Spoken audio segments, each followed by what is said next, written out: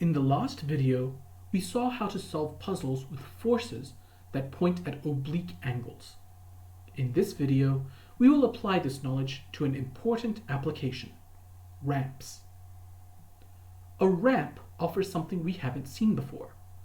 On a ramp, gravity is responsible for making things move, but for the first time, gravity is not causing free fall. The object isn't accelerating at 9.81 meters per second squared anymore. So we need to determine what the acceleration is. Consider this situation. A 5 kilogram block is placed on a frictionless ramp with an incline of 20 degrees. What is the acceleration of the block?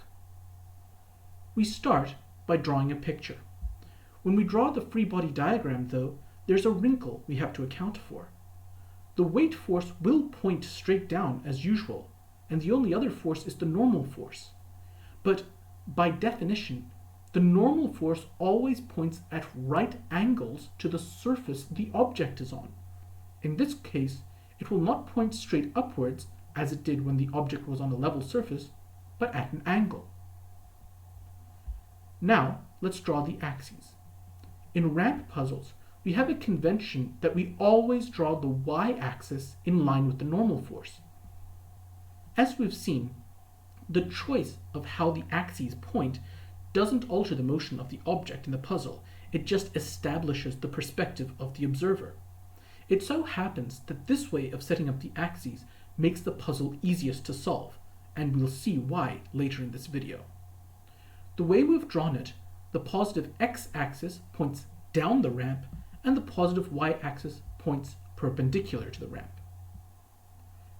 In this way of drawing, the normal force is in line with the y-axis, but the weight force is pointed at an oblique angle with respect to the axis.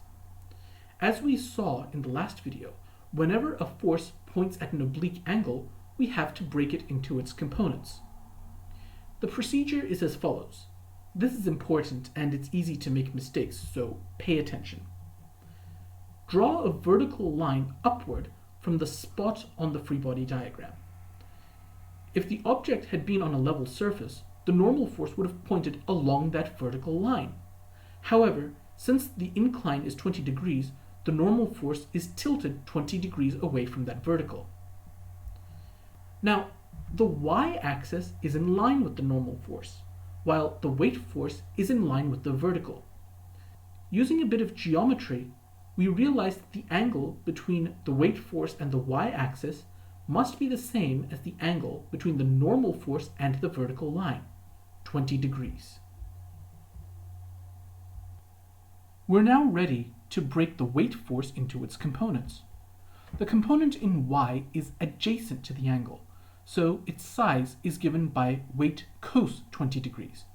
The component in x is opposite the angle, so it is given by weight sine 20 degrees. No, that's not wrong.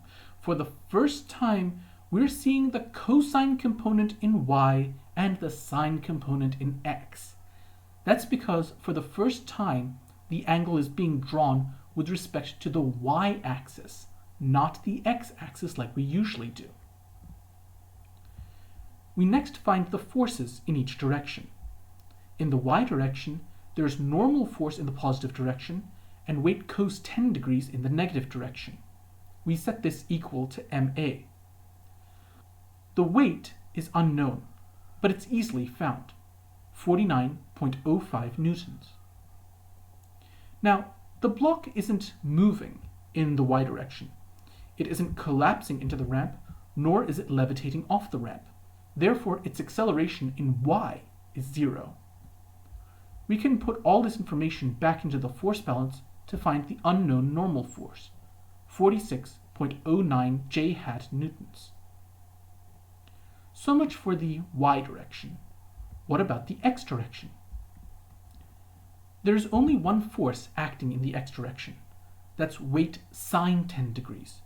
We set this equal to mass times acceleration. We now have enough information to calculate the acceleration, since we already calculated the weight. It works out to 1.70 I hat newtons. It's also important to note that the initial velocity of the block is not important in these questions. Whether the block is initially moving up or down the ramp, the same acceleration will result. So now we have solved for the acceleration of an object sliding down a ramp due to gravity. But in the real world, the sliding object would be experiencing friction as well. Suppose we rewrote the question like this. Everything remains the same, except that there's now a coefficient of kinetic friction between the two surfaces of 0.15.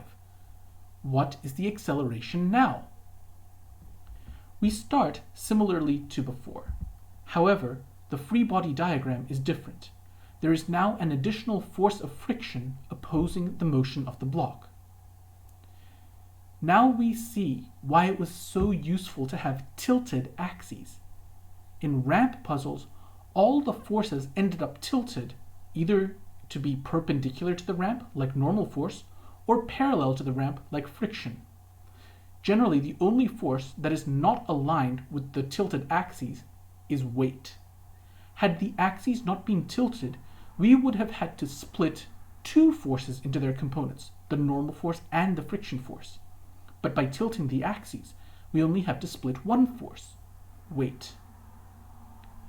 The split into components occurs as before.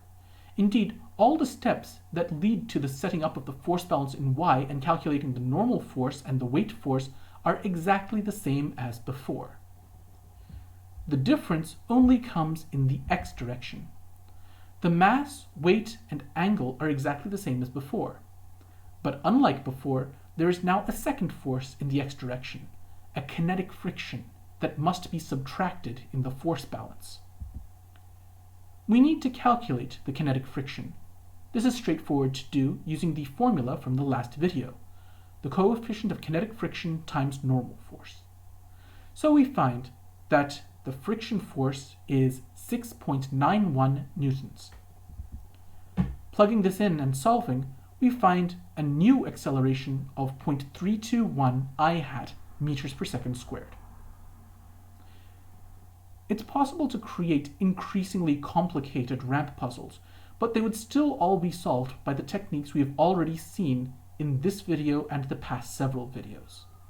The most valuable lesson of this topic might be the reinforcement of the fact that we can always set the axes how we wish to make the puzzle easy to solve.